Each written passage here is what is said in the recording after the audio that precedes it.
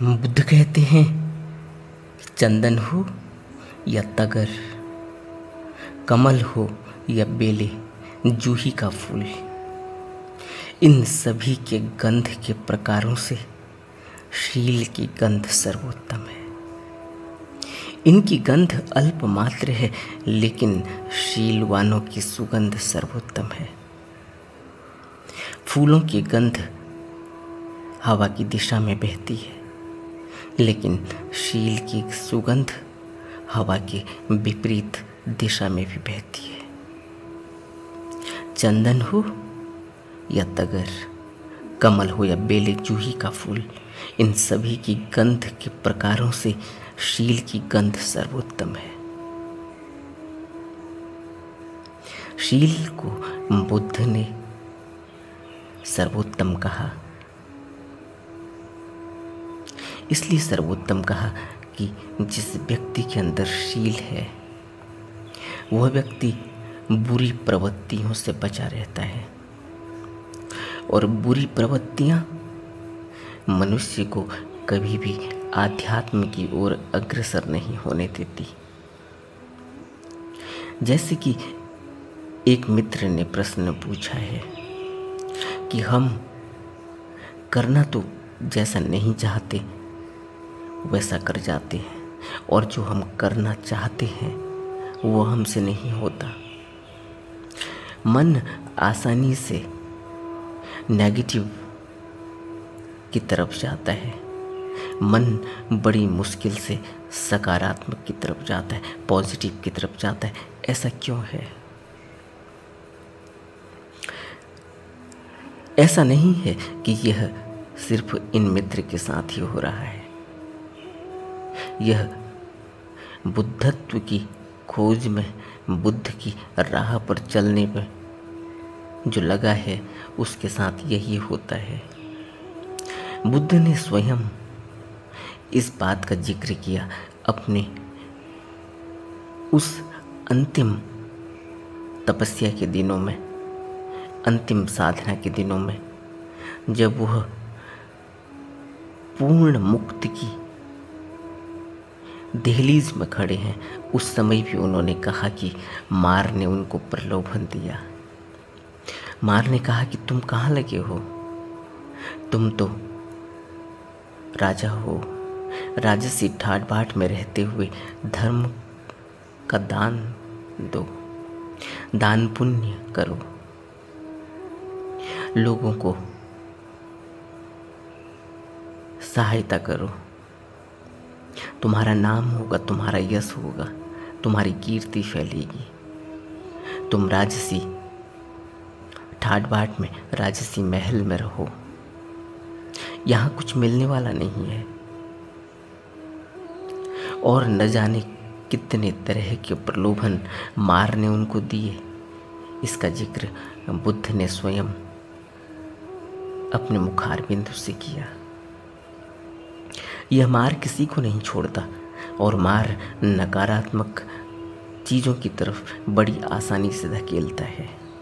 बुद्ध कहते हैं, वारिजो वह थलेखितो ओक मोकत उपमतो, वारिजो व थलेखितो ओक मोकत उपमतो, फरिफंद तिदम चित्तम मार ध्येयम मंग पहातवे, फरिफंद तिदंग चित्तंग मार ध्येयमंग पहातवे। जैसे एक तालाब से निकालकर मछली को बाहर जमीन में फेंक दिया जाता है। फरिफंद तिदंग चितंग मार ध्येयमंग पहातवे, तो वह फड़फड़ाती है। उसी प्रकार यह चित्त मार के फंदे से बाहर निकलने के लिए फड़फड़ाता है, लेकिन मार, ये बुरी प्रवृत्तियां इसको बहा ले जाती हैं। हमने देखा है, छोटे छोटे बच्चों को स्कूल में पढ़ने के लिए हम भेजते हैं, और उनको मार कितने प्रलोभन देता है। वह स्कूल बंक करके वह सिगरेट पीने के लिए शहर में निकल पड़ते हैं, टाकीज़ों के आगे, पिक्चर हॉलों के आगे घूमते हैं, नुमाइशों में जाते हैं, बाज़ारों में घूमते हैं, लेकिन पढ़ने में उनका मन नहीं लगता। वह स्कूल से बंक करके, स्कूल से भागकर शहर में आ जाते हैं और बाज़ारों में घूमते हैं, तरह तरह की बुरी आदतों को सीखते हैं, लेकिन अच्छी तरफ उनका ध्यान नहीं जाता। वहाँ स्कूल में टीचर उनको पढ़ा रहा है, वहाँ उनका ध्यान नहीं है। उनका ध्यान तो बाहर फैला हुआ है, बाहर की तरफ दौड़ता है।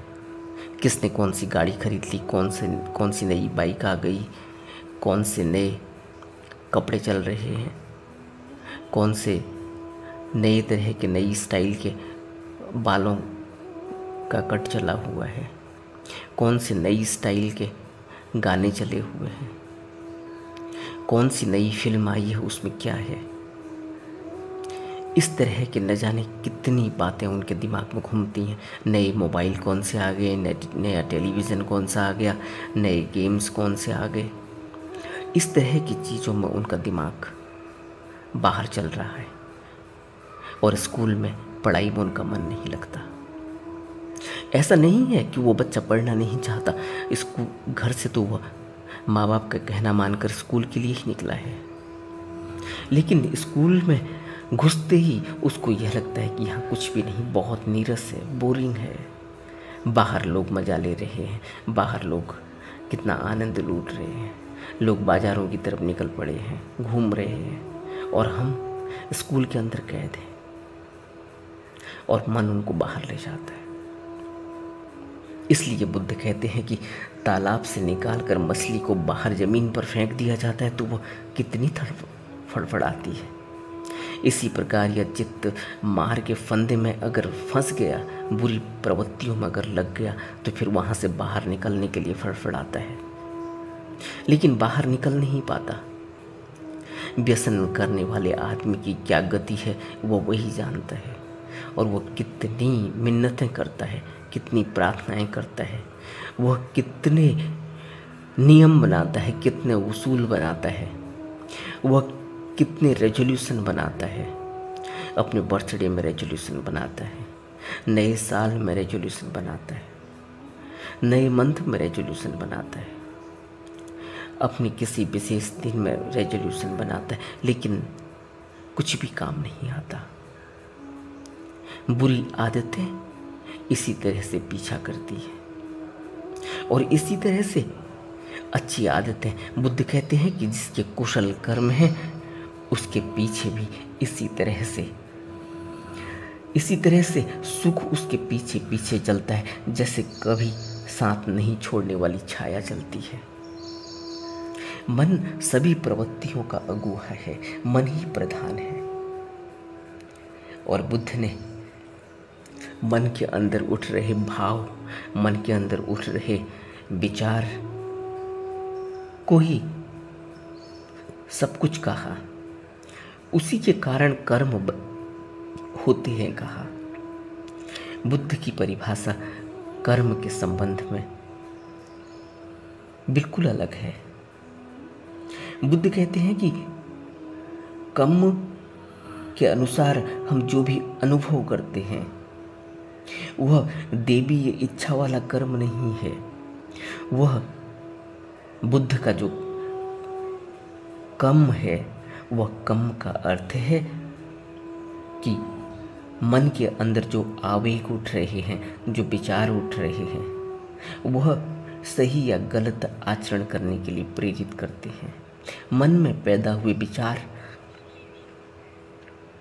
वही परिणति है, वही मन, वाणी और शरीर से किए जाने वाले कर्म का परिणाम। मन, शरीर और वाणी से किए जाने वाला कर्म तो परिणाम बनता है, लेकिन कर्म पैदा कहाँ से होता है? पैदा होता है मन में उठ रहे विचारों से, मन में उठ रहे भावों से, वहाँ उसकी परिणति है। इसलिए मन को पकड़ना है, इसलिए कर्म का रूप होने से पहले कर्म जब तक आचरण में ना आ जाए, जब तक वह प्रेरित करके इंसान को कर्म करवा ही न डाले, उससे पहले पहले उस मन के द्वारा मन में उठ रहे विचारों को, भावों को, आवेगों को पकड़ लेना चाहिए। जिसने यहाँ पकड़ लिया वह फिर कर्म के दायरे से यानी परिणाम से बच जाता है। इसलिए बुद्ध कहते हैं कि शील की सुगंध सर्वोत्तम है, और जो शीलवान है वह संयमी होता है। बुद्ध ने एक भिक्षु की परिभाषा दी कि भिक्षु संयमी होता है, भिक्षु सदाचारी होता है, भिक्षु आचरण करने वाला होता है, और भिक्षु कोई भी वह कर्म नहीं करता जो अपने निहित स्वार्थ के लिए किया गया हो। जो भी करता है भिक्षु वह लोकहित के लिए और सबके लिए किया हुआ होता है, वहाँ कोई स्वार्थ नहीं होता। इसलिए बुद्ध कहते हैं कि चंदन हो या तगर, कमल हो या बेले या जूही का फूल, इन सभी के प्रकारों से शील की गंध सर्वोत्तम है, क्योंकि शील जिसके अंदर पैदा हुआ वह व्यक्ति संयमी होता है, वह व्यक्ति नियम पर चलने वाला होता है, उसका मन निर्मल होता है, और जिसका मन निर्मल होता है वह जो भी विचार, जो भी आवेग और जो भी अंदर उठ रहा है वह उसको पहले ही पकड़ लेता है, जब तक कि वह परिणाम बनकर सामने आ जाए। परिणाम अगर सामने आ गया तो फिर उसके बाद तो कुछ किया ही नहीं जा सकता, फिर तो नियति, फिर तो भुगतना ही होगा। जैसा किया वैसा भुगतना ही होगा। अगर गन्ने के पेड़ लगाए गए हैं तो फिर मीठा स्वाद आना ही है, और अगर मिर्च के पेड़ बोए गए तो फिर गन्ने का मीठा स्वाद, मीठा रस नहीं मिलने वाला। इसलिए बुद्ध कहते हैं कि मन प्रधान है, अत्त ही अत्तनो नाथो। बुद्ध कहते हैं मनुष्य अपना स्वामी स्वयं है। ऐसा नहीं है कि कोई उसको प्रेरित करे और वह उस प्रेरणा में बह जाए। उसका अपना भी कोई वजूद है, उसका अपना भी अपनी भी उसकी कोई जड़ें हैं। उसको अपनी जड़ों को संवारना चाहिए, उसको अपने ऊपर संयम रखना चाहिए, और शील संयम सिखाता है। इसलिए बुद्ध ने आर्य अष्टांगिक मार्ग में जो 3 पिलर दिए, 3 भाग कहे, उसमें शील एक भाग है कि किस तरह से बोलना है, कितना वाणी में संयम होना चाहिए, किस तरह से कर्म करने चाहिए, कर्म सम्यक कैसे होने चाहिए, और सम्यक रोजी, जो भी कमाई हो वह भी सम्यक होनी चाहिए। बुद्ध ने हमें शील के वचनों को, शील के नियमों को, शील के वचनों पर चलने के लिए प्रेरित किया, क्योंकि जिस व्यक्ति के अंदर शील नहीं वह व्यक्ति आवारा हो जाता है। और बुद्ध कहते हैं कि चित्त यानी मार, बुरी प्रवृत्तियाँ इसी तरह से बाहर भटका देती हैं, और फिर बाहर संसार में भटककर मनुष्य की कोई गति नहीं होती। इसलिए चित्त को अपनी मर्जी से नहीं चलने देना चाहिए, इसे वश में रखना चाहिए। और जिसने भी चित्त को वश में नहीं रखा, चित्तस दमथो साधु चित्तं दंत सुकावहं। चित्तस दमथो साधु चित्तं दंत सुखावहं।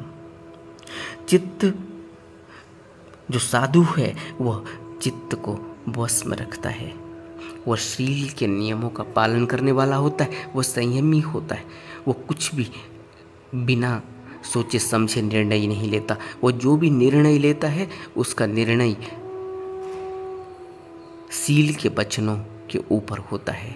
आर्य अष्टांगिक मार्ग को पालन करने वाला ही होता है जो वही भिक्षु है। भिक्षु आर्य अष्टांगिक मार्ग को जीवन में उतारता है, और आर्य अष्टांगिक मार्ग को जिसने जीवन में उतारा वह सम्यक स्मृति की ओर बढ़ता है, वह प्रज्ञा की ओर बढ़ता है, और सम्यक स्मृति से समाधि घटित होती है। अभी कुछ दिनों पहले किसी मित्र ने प्रश्न पूछा था कि स्मृति क्या है। स्मृति जब सम्यक होती है तो फिर 2400 घंटे एक स्मृति, एक होश, एक याद बनी रहती है। स्मृति का अर्थ है कि हम भूल नहीं जाते। अभी हमारी क्या अवस्था है, हम कहते हैं कि हम तो नहीं भूलते, हम तो इंटेलिजेंट हैं, हमें तो याद रहता है।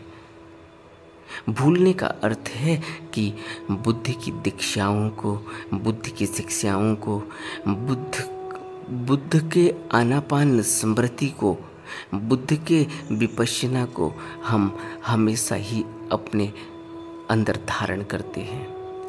आनापान स्मृति योग में हमारी स्मृति बनी रहती है और यह स्मृति 2400 घंटे बनती है जब हम याद में आ जाते हैं, होश में आ जाते हैं।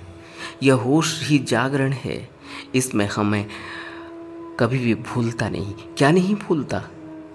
हमें बुद्ध के वचन नहीं भूलते। अगर बुद्ध कहते हैं कि ऐसा नहीं करना तो ऐसा नहीं करना। अभी तो हम कर जाते हैं, बाद में पछतावा होता है कि भूल गए। अभी तो हम सो जाते हैं, बाद में पछतावा होता है कि यह तो ध्यान का वक्त था और हम सो गए। क्यों होता है? विस्मृति है, बेहोशी है। अभी हम भूल जाते हैं कि कितनी देर हम अपने दोस्त के साथ बात कर रहे थे। अभी हम भूल जाते हैं कि कितनी देर हम बाहर व्यर्थ के धंधों में, व्यर्थ के कामों में, व्यर्थ की बकवास में, व्यर्थ की बातचीत में, व्यर्थ की निंदा चुगली में अपने वक्त को बर्बाद कर चुके हैं। लेकिन जब वापस आते हैं वहाँ से, तब पता चलता है कि हमने तो 2 घंटे बर्बाद कर दिए। इन 2 घंटों में हम ध्यान साधना कर सकते थे, लेकिन हम व्यर्थ की बकवास में, दूसरे के लिए निंदा, दूसरे की चुगली और व्यर्थ की बातें, वह बातें जो अपने अहंकार को पोषित करती हैं, उनमें लगे रहते हैं। और जब याद आती है तब लगता है कि इतना टाइम हो गया, इतना वक्त बर्बाद कर दिया। मोबाइल पर हम कितना वक्त बर्बाद करते हैं, टेलीविज़न में हम उन व्यर्थ की बातों को देखने में लगे रहते हैं। एक तो वैसे ही यह जीवन एक सपने की तरह चल रहा है और इस सपने में फिर हम एक और सपना देखते हैं। टेलीविज़न में मूवी देखते हैं 3 घंटे की, या कोई फैमिली ड्रामा देखते हैं, कोई एपिसोड देखते हैं, कोई सीरियल देखते हैं। उसकी कोई असलियत नहीं, लेकिन हमारा पूरा मनोवेग, पूरे भाव, पूरी हमारी मनोवेदनाएं उसमें चली जाती हैं और हम उसको सच मानते हैं। वह एक सपना, और हम थोड़ी देर में कहते हैं कि अरे वह तो एक नाटक है। लेकिन उस नाटक को हमने उतनी देर के लिए सच मान लिया था और आंख गड़ाकर हम उसमें बैठे रहे, जबकि यह जीवन जिसको हम जी रहे हैं यह खुद भी एक सपना है। इस सपने के बाद एक और सपना, एक और नाटक हम देखते हैं, जबकि यह जीवन नाटक चल रहा है। इसका हमें अभी तो कोई पता नहीं कि इसमें अगला कदम कहाँ बढ़ाना है। इसमें हमें पता नहीं कि अगली सांस कहाँ आने वाली है या नहीं आने वाली। हमें कुछ भी पता नहीं। यह अपने आप में ही एक रहस्य और एक नाटक की तरह ही है। लेकिन इस नाटक में भी हम एक और नाटक देखते हैं, नाटक के ऊपर नाटक, और फिर हम उसको असलियत मानकर उस नक्श कदम पर चलना चाहते हैं। यह विस्मृति, यह कितना बड़ा झूठ, किस तरीके से हम अपने चित्त को भटकाते हैं, बाहर फैलाते हैं। यह कौन भटका रहा है? बुद्ध कहते हैं यह कुप्रवृत्तियाँ हैं, यह मन के अंदर लगे हुए विकार, मन के संस्कार, मन और मार की ये चाल है कि मार बाहर की तरफ ले जाता है। और जिस व्यक्ति ने बुद्ध के शील के नियमों का पालन किया, वह व्यक्ति संयमी हो जाता है। वह अपने मन को बींधने वाला होता है, वह दृष्टि से बींधता है, वह वाणी से बींधता है, वह संयमी हो जाता है। और फिर वो वही करता है जो बुद्ध ने प्रवचनों में, उपदेशों में अपने भिक्षु को करने के लिए कहा है। फिर वह विचारशील होता है, फिर वह प्रज्ञावान होता है, प्रज्ञा से, विवेक से निर्णय लेता है और कुशल कर्म करने वाला हो जाता है।